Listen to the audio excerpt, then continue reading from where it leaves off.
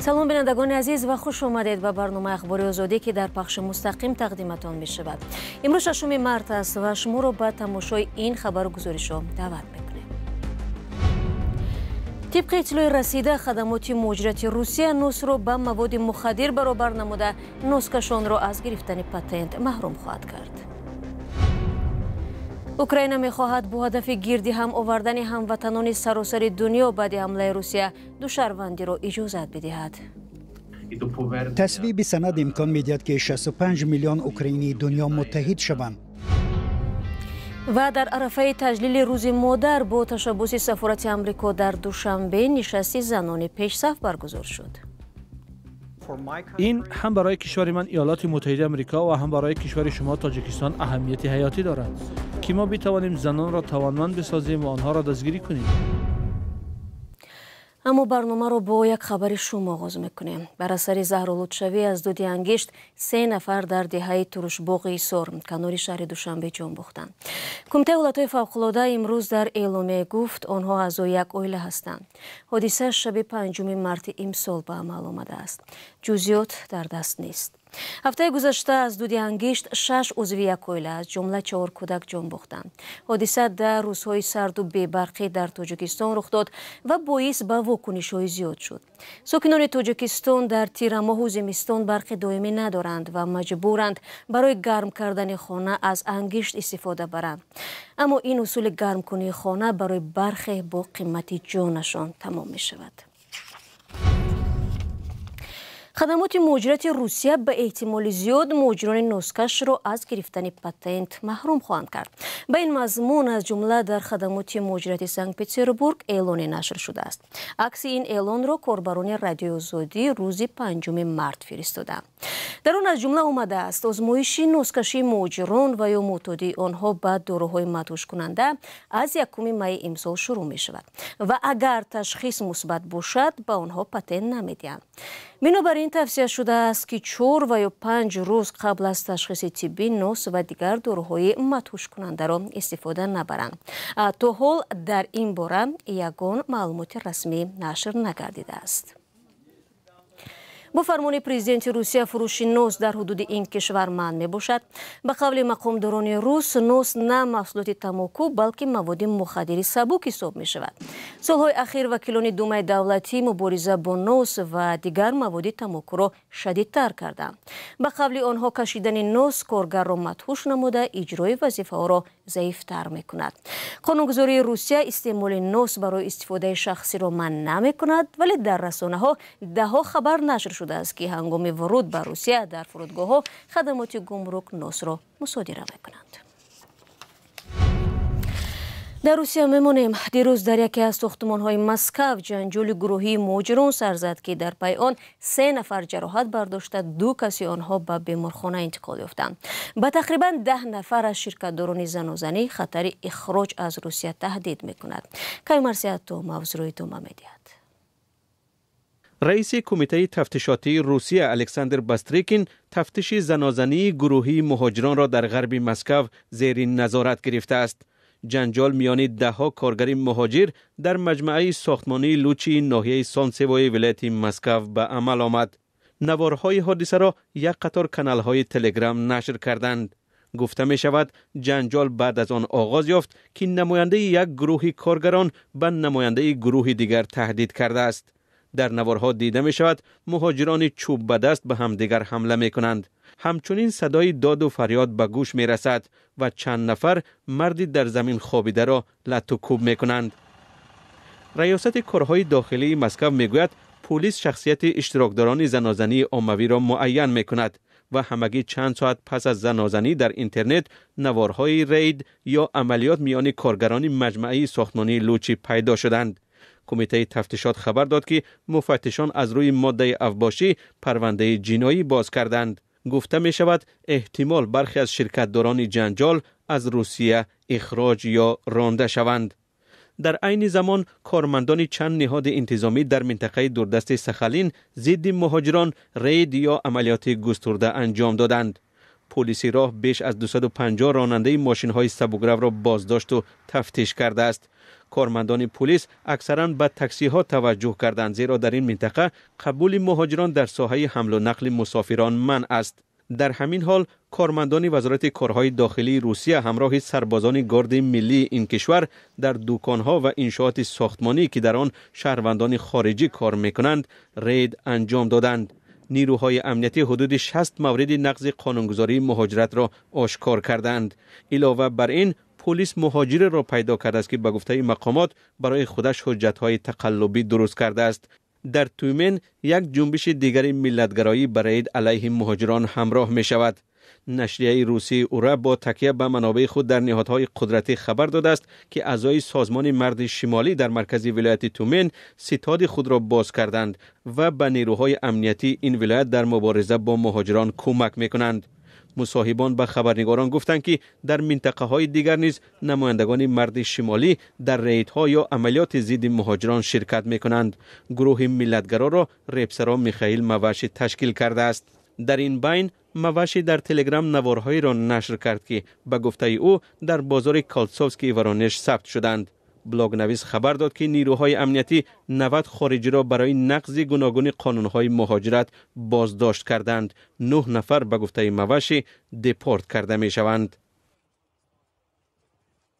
سلام، اگر خط و خبر می خواهید ما داریم. نوید بامدادی، سرخط خبرها، اخبار تاجیکستان و جهان، گزارش ها و تحلیل ها. چی می گذرد و چرا؟ دانستن فهمیدن است. ضمیمه یا اپ ما را بگیرید. شما برنامه اخبار رادیو آزادی را تماشا دارید. از آغاز حمله روسیه در سال 2022 بیش از 6 میلیون اوکراینی وطنشان را ترک کردند.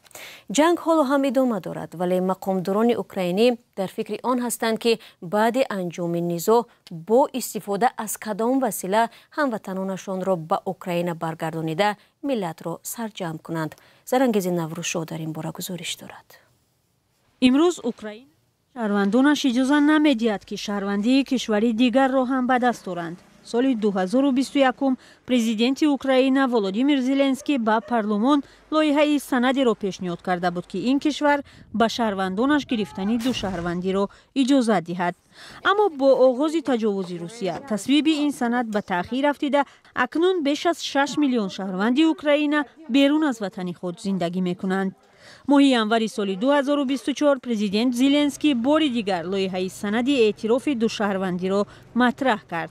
بر اساس این حجت اوکراینی های دارای شهروندی ممالک معین امکان خواهند داشت که شهروندی اوکراین را هم از دست ندهند. Я би хотів би, щоб нас люди за кордоном, особливо میخواهم که مردم ما در خارجه و به ویژه زنان و کودکان مرا شنوند. وقتی شما در بیرون کار و حیات نو پیدا کردید، سراسیمه نشده شهروندی اوکراین را کنار نگذارید. відмовлятись від громадянства нашої держави. کنگرس جهانی اوکراینی ها یک مؤسسه غیر تجارتی که سال 1967 پایه‌گذاری شده است، سالهاست به طرفداری از بسیار شهروندی اوکراینی ها صدا بلند می کند. با گفته فعالان این سازمان، طبق قانونگذاری حاضره بیش از 20 میلیون اوکراینی مقیم ممالک مختلف دنیا نمی توانند صاحب شناسنامه اوکراینی هم شوند. تصویب سند امکان می‌دهد که 65 میلیون اوکراینی دنیا متحد شوند. برای احیای کشور ذهن و دستان اوکراینی‌های مهم کشورهای دیگر لازم می‌شود.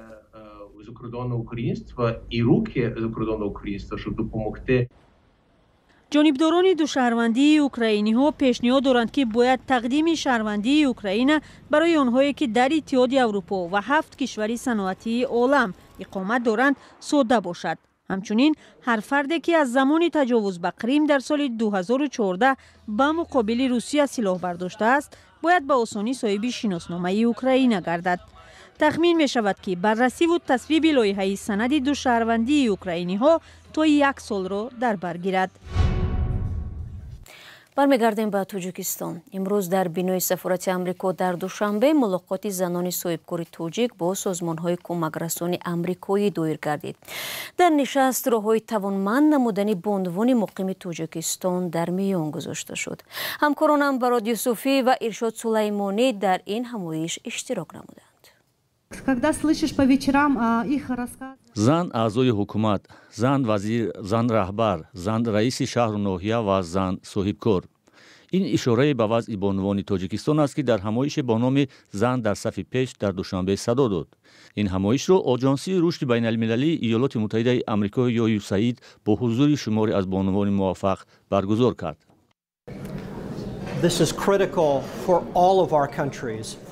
این هم برای کشور من ایالات متحده آمریکا و هم برای کشور شما تاجیکستان اهمیت حیاتی دارد که ما بتوانیم زنان را توانمند بسازیم و آنها را دستگیری کنیم، چون که 50% نیروی کاری ما زنانند و ما وقتی این کار را انجام میدهیم یعنی 50% نیروی کاری را توانمند میسازیم.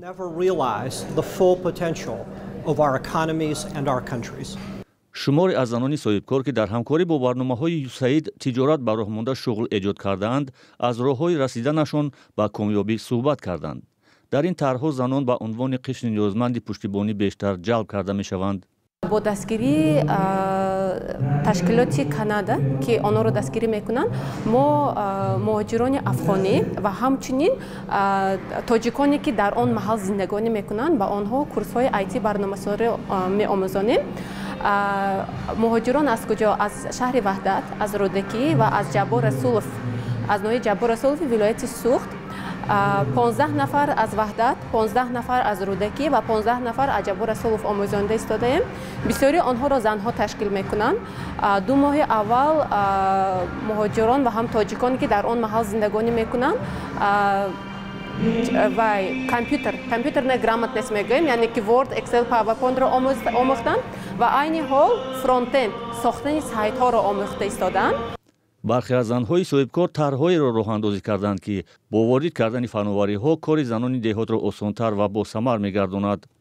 занони мо бисёр вақташонро барои хушконидани порӯи чорво, барои тахпак истифода мебаранд. ва тахпакро баъд барои ҳамчун энергияи гармӣ истифода мебаранд. масалан, хӯрок мепазанд, хонаро гарм мекунанд. ин кори осон нест, мушкил аст, вақти бисёрро мегирад. аз дигар тараф тахпаки сохт ҳамин ки тамом, аммо порӯ барои замин муҳим аст. ва порӯи аз нав ба замин андохтан дар кор аст ки заминҳои мо, заминҳои бисёри кишоварзии мо ҳосилхез шаванд. барои ҳамин моро лоиҳаи рушди деҳот тавассути муносибатҳои бозоргонӣ ки аз тарафи USAID маблағгузорӣ мешавад ва ICID иҷро мекунанд, ҳамин ташаббусро мо дастгирӣ карданд. агар ки мо иншоаллоҳ дар давоми сол ҳамин технологияро биёрем, ҳам биогаза истеҳсол мекунему, ҳам бозори тоҷикистонро бо бионурӣ таъмин мекунем. ҷавоҳир Акобирова, намояндаи кумитаи занҳои Тоҷикистон, аз грантҳои миллионӣ суҳбат кард ки ҳукумат барои рушди соҳибкории занон ҷудо кардааст. аз соли 2006 инҷониб грантҳои президенти ҷумҳурии Тоҷикистон барои занони соҳибкор ҷудо карда мешаванд ва маблағи грантҳои мазкур солҳо зиёд мешаванд ки аз аввал аз 150 000 буд ва имрӯз то 2.5 миллион сомонӣ ҷудо шуда истодааст. аммо бархе занҳои соҳибкор мегӯянд аз вуҷуди чунин грантҳо барои занон огаҳ нестанд. инҷо зикр шуд ки барномаи грантҳои давлатӣ барои занон аст, вале ба шаҳри Турсунзода то мо намерасад. мо бе кӯмаки грантҳо кор карда истодаем, вале ман умед дорам ки соли ҷорӣ ин грантҳо то мо ҳам мерасанд. чунин умедворӣ дар минтақаҳои дигари Тоҷикистон низ садо медиҳад. бонвон аз нисф зиёдтари аҳолии Тоҷикистонро ташкил медиҳанд ва феълан наздик ба 80 000 зани соҳибкор фаъолият мекунад. бар пояи омурҳои расмӣ ҳоло 45% занон ба фаъолияти хусусӣ машғул буда, танҳо 11% дар ширкатҳои расмӣ роҳбар ҳастанд. худи занони соҳибкор мегӯянд тиҷорати бузург дар дасти мардон қарор дорад ва занон танҳо ба тиҷорати хурд машғул ҳастанд, ҳарчанд нақша ва орзуҳои бузургтаре доранд. دوستان عزیز، برنامه امروز اخبار آزادی را به پایان میبرم. تشکر که این 15 دقیقه با ما بودید. تا ملاقات فردا خود را احتیاط کنید عزیزان و خدا نگهداری هر یکی شما باشید.